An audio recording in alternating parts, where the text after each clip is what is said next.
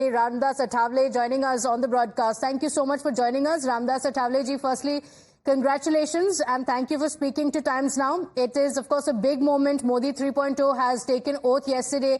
You're going to be Minister of the state as well. Firstly, congratulations. How does it feel to be a part of Modi 3.0 government?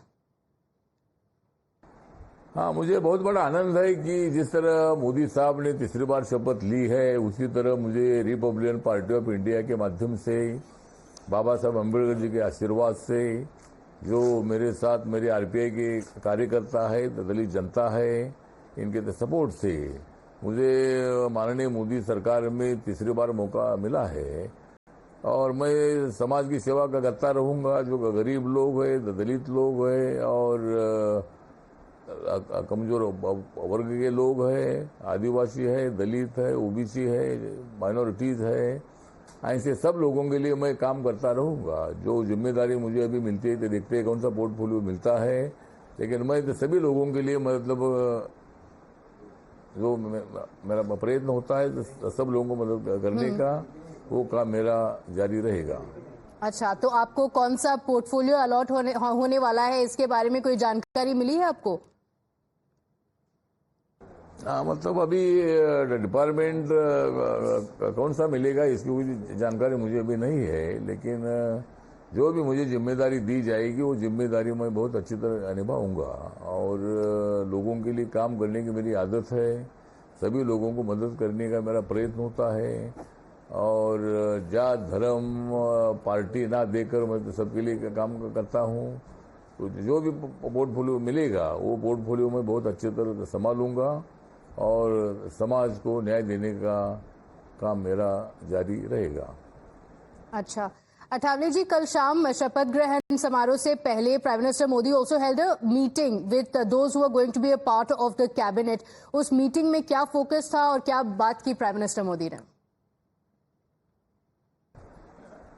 हाँ, मोदी जी ने हमको तो 11:30 बजे उनके निवास पर प्रधानमंत्री आवास पर उन्होंने हमको बुलाया था। जो मंत्री पद के नाम तय हुए थे उनको फोन नड्डा जी का आया था और हम वहाँ 11:30 बजे पहुँचे थे। तो वहाँ मतलब मोदी जी का हम सब लोगों ने मंत्रिपरिषद ने स्वागत भी किया और मोदी जी को पुष्पहार अर्पण करके उनको बधाई दी। उसके बाद मोदी जी ने जिस तरह हमें सभी जो मिनिस्टर्स है उनको ये बताया कि भाई आप लोगों ने समाज के लिए काम करना है, लोगों के लिए काम करना है, लोगों से आपका तो संवाद होना चाहिए। मंत्रालय का स्टडी करके आपने मतलब जो जिम्मेदारी आपको मिली है वो जिम्मेदारी निभाने का काम आप लोगों को करना है।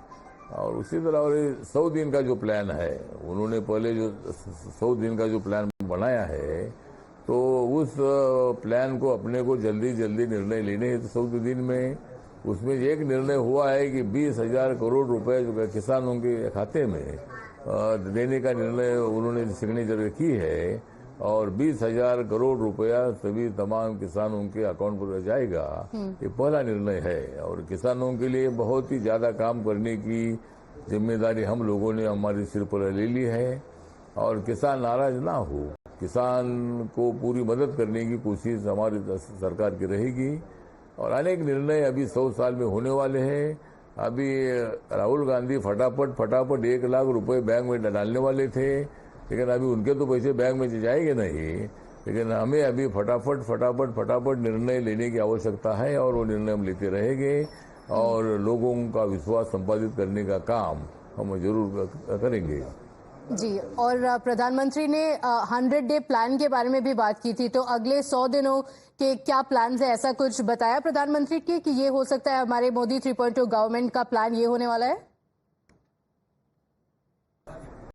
एजेंडा जो मोदी साहब ने तैयार किया है वो तो अभी हमारे पास पूरा उसका अनुता जोता नहीं है, लेकिन मोदी जी ने 100 दिनों में सभी वर्गों को आर्थिक सामाजिक न्याय देने का जो एजेंडा बनाया है, किसान है, गरीब है, महिला है, युवा है, दलित है, आदिवासी है, ओबीसी है, माइनॉरिटीज है, सब लोगों के लिए मतलब जो काम करना है उसके बारे में उन्होंने अपना एक पेपर बनाया है और वो अभी कैबिनेट के सामने आएगा और उसके निर्णय बहुत ही जल्दी हो जाएंगे।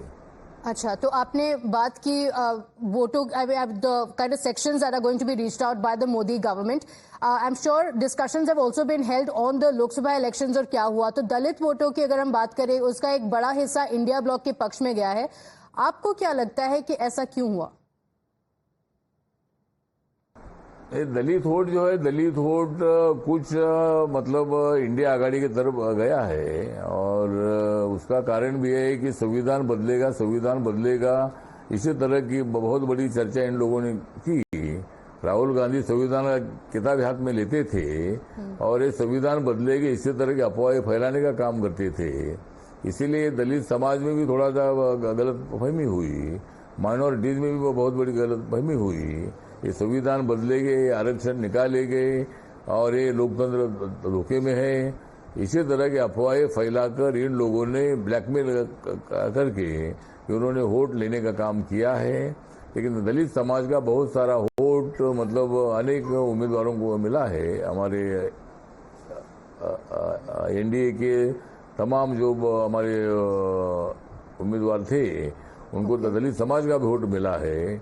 लेकिन अभी इस वक्त दलित समाज का वोट पूरा हमारे साथ कैसा आएगा, इसका प्लानिंग भी हम बनाने वाले हैं। और मोदी जी बाबा साहब को मानते हैं, मोदी जी संविधान को मानते हैं। कल उन्होंने संविधान को माथा टेक कर शपथ ले ली है परसों, और इसी तरह मतलब संविधान को कोई बदल नहीं सकता है। संविधान बदलने की अफवाहें फैलाने का काम इन लोगों ने किया है। लेकिन दलित वोट जो है, अच्छा, ये दलित वोट हमारे एनडीए सरकार की तरफ आने के लिए, एनडीए की तरफ लाने के लिए जरूर हमारी कोशिश भविष्य में होगी।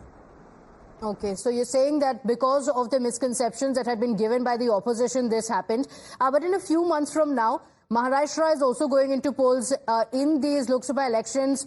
The Mahayuti has not been able to perform too well. Abhi, after the cabinet portfolio distribution as well, we are told that Ajit Pawar is not happy.